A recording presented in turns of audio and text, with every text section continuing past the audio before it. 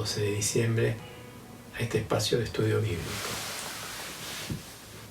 Cerca de la Navidad vamos a trabajar el tema del nacimiento del Señor, de la irrupción de Dios en la historia, en el tiempo.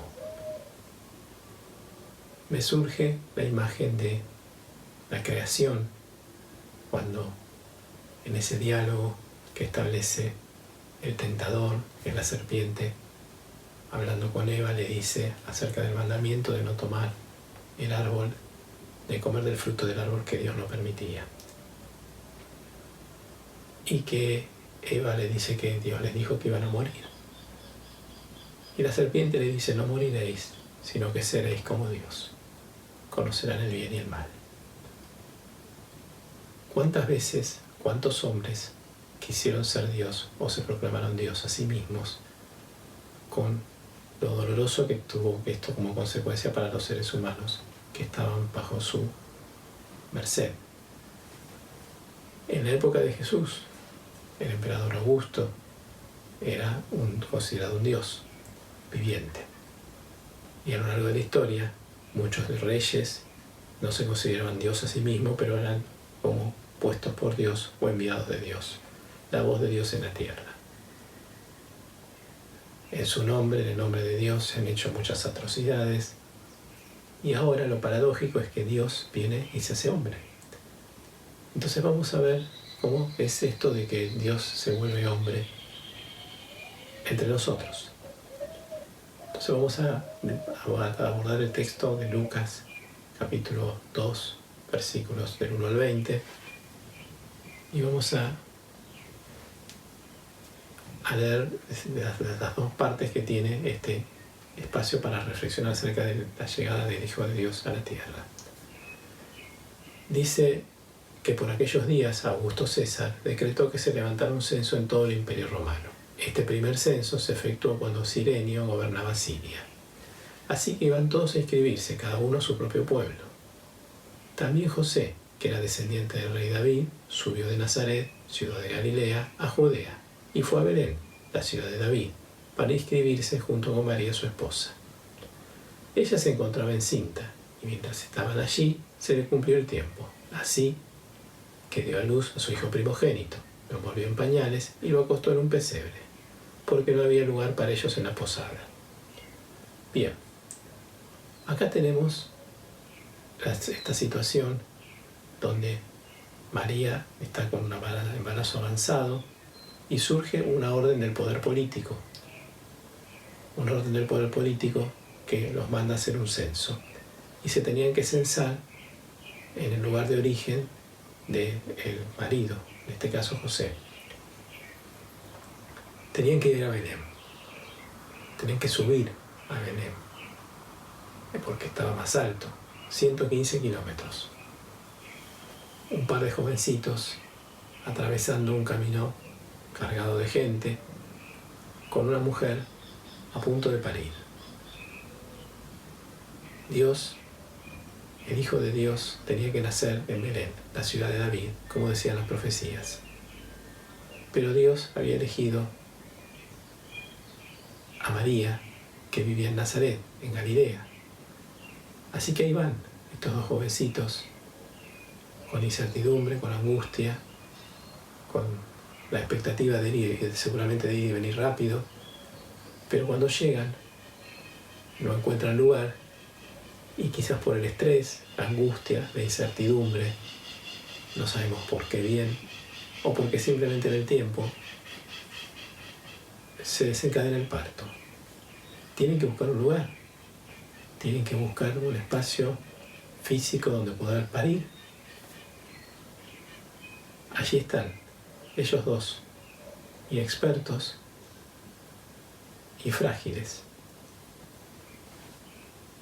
en un pesebre. El pesebre nosotros lo imaginamos como ese decorado del arbolito de Navidad, donde está María, José, los pastores, los animales, la vaquita, la oveja, la gallina, y el pesebre vacío, que es la cunita, donde va a estar el Señor Jesús, que es un bebé, al día siguiente de la Nochebuena. Pero un pesebre, en griego, significa una casa de forraje, es decir, el lugar donde estaban los alimentos y los animales. Un lugar sucio, un lugar preparado para cualquier cosa menos para tener un parto. Con toda la significación que eso implicaba desde la salud. María está sola, lejos de su familia, de las mujeres que sabían estas cosas, a tener la primera experiencia de su vida en tener un hijo, en pasar por un parto. Con la ayuda de su esposo José, a quien estaba quizás conociendo hace poco, porque no hacía mucho que estaban juntos, no era como ahora, los noviazgos de aquel tiempo. Y José, calculo que sabría de partos lo que yo sé de motores de aviones, o sea, nada. Sin embargo, allí nace el Señor. Allí se da este milagro portentoso que comienza en forma silenciosa en un pequeño pueblo de una provincia periférica de un imperio de la tierra. Una ciudad periférica, de una provincia periférica de un imperio central. Allí va a aparecer el Señor.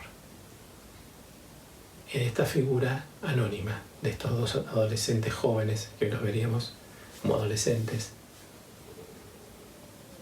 y en un pesebre, junto a animales, junto a la parte de la creación no humana, por así decirlo. Estos días estaba viendo un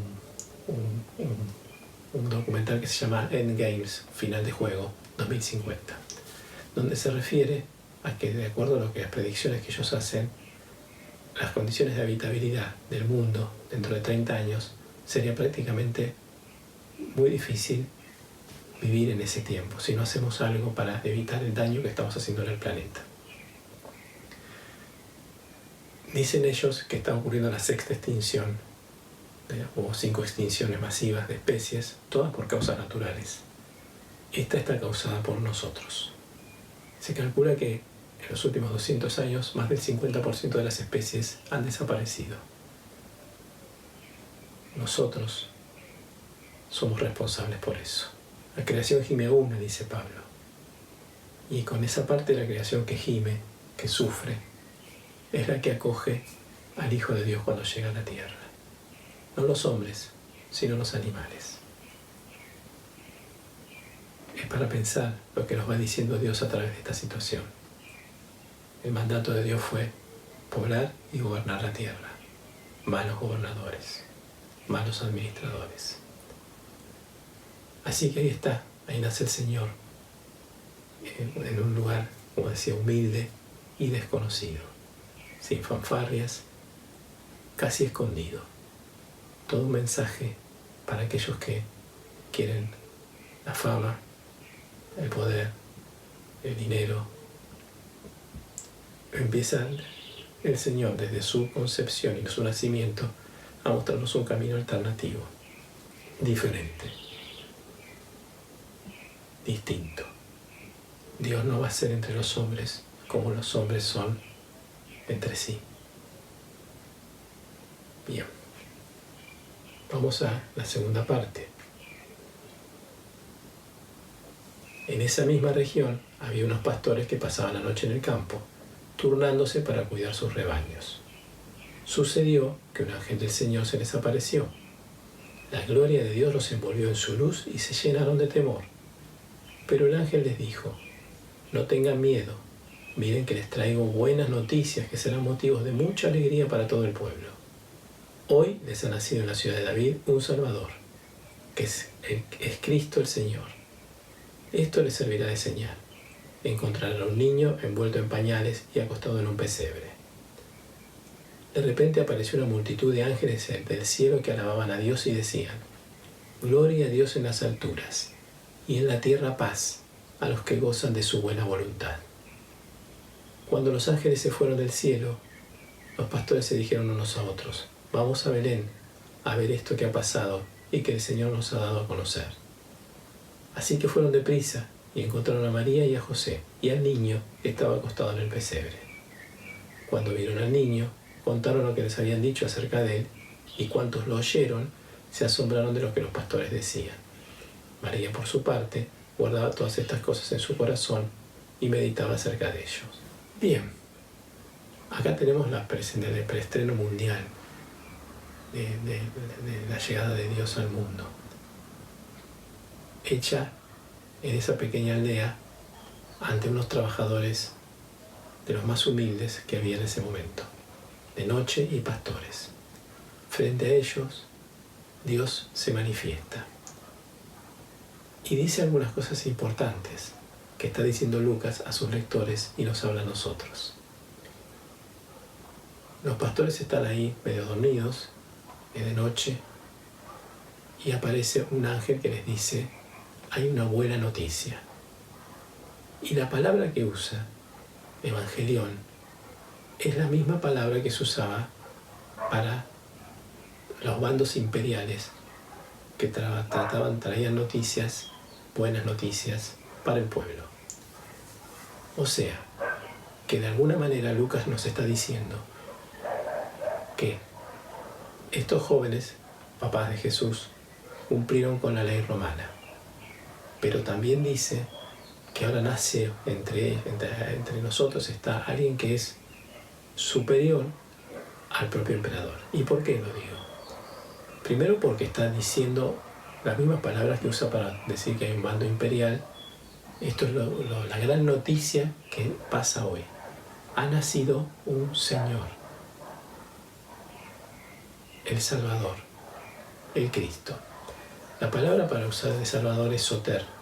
Es una palabra griega que alude a un título que tiene que ver con los personajes importantes, algunos médicos, algunos sabios, y sobre todo el emperador.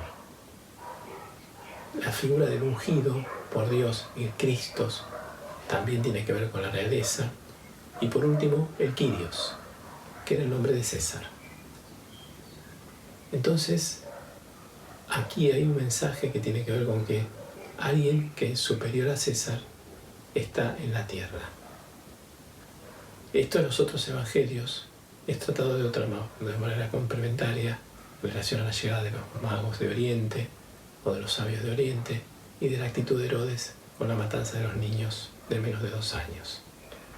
Porque ellos le daban importancia a las profecías y que naciera un rey entre ellos era una amenaza para los que estaban en ese momento en el poder. Entonces, Lucas les habla a dos públicos.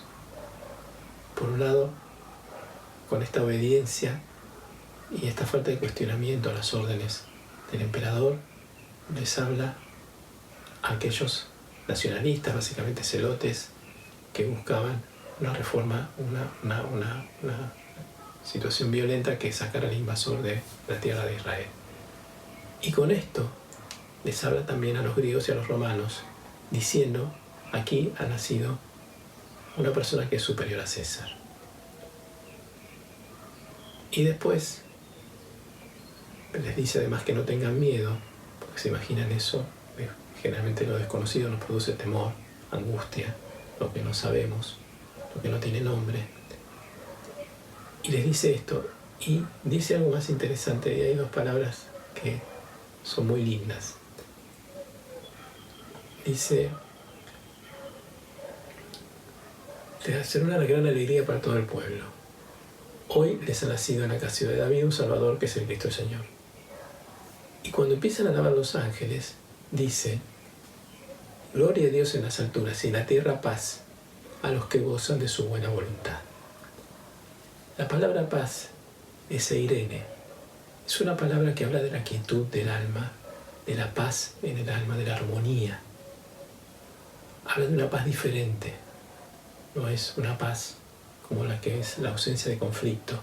Es una paz que se sobrepone al conflicto y que es una paz que viene solo de Dios. Y la otra palabra, cuando dice buena voluntad, y en la tierra paz a los que gozan de su buena voluntad. La palabra eudokia habla de armonía y de la complacencia, del placer, de la alegría de Dios de estar junto a los hombres. Y habla del presente, de hoy, varias veces. Entonces, tenemos un Dios que le resulta placentero encontrarse entre los hombres.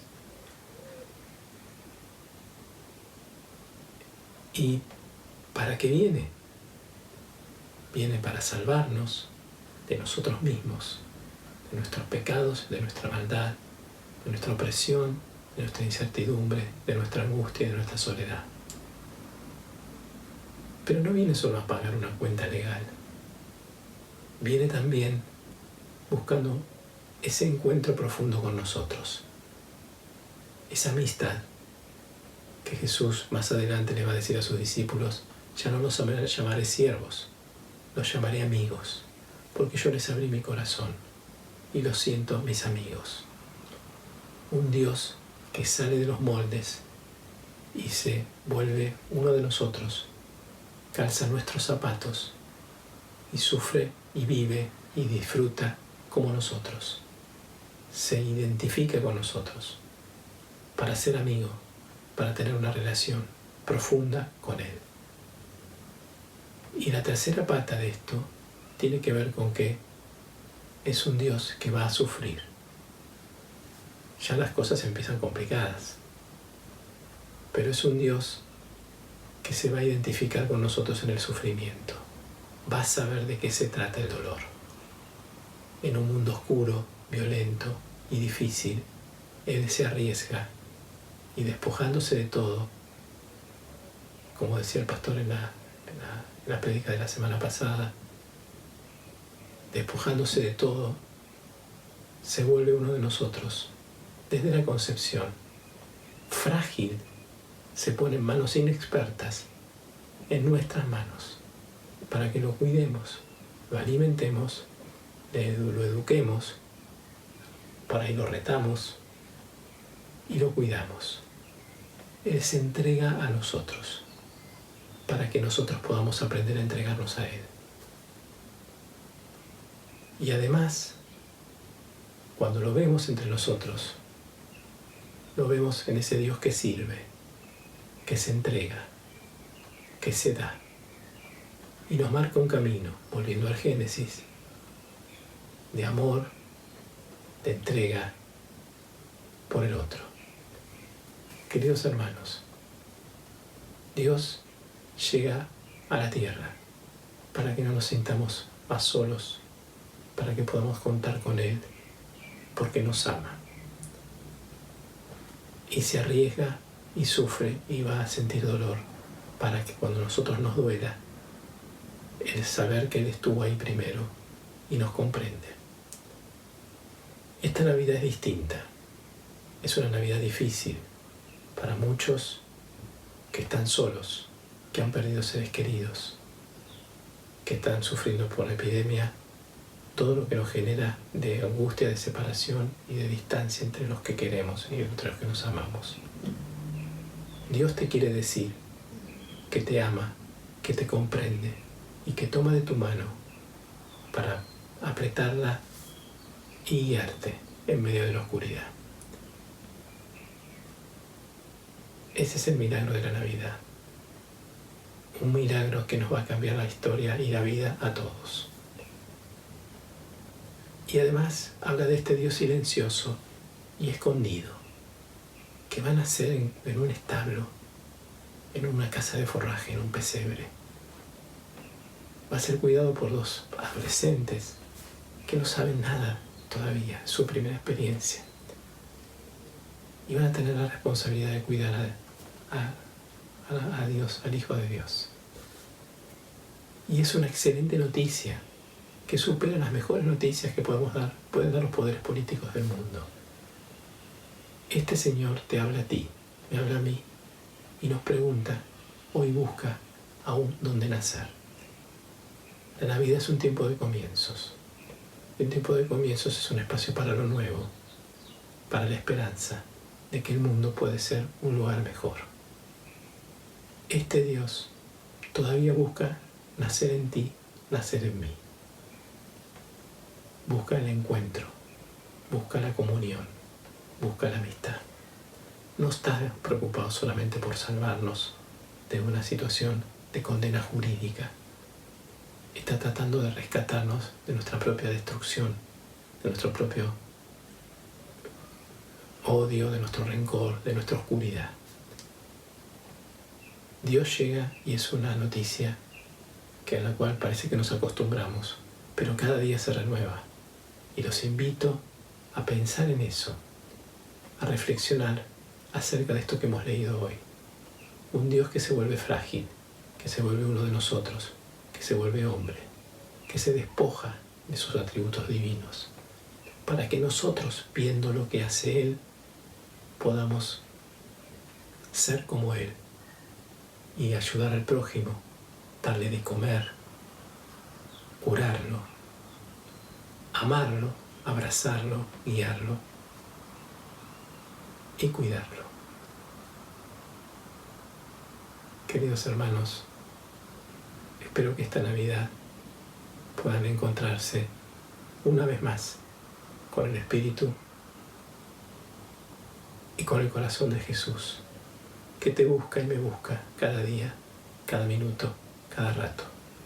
Nos buscó y nos encontró y nos está dispuesto a encontrar, pero está en silencio, está escondido. Tenemos que saber descubrirlo. Que Dios los bendiga a todos ustedes y que la paz del Señor esté en sus corazones. Chao.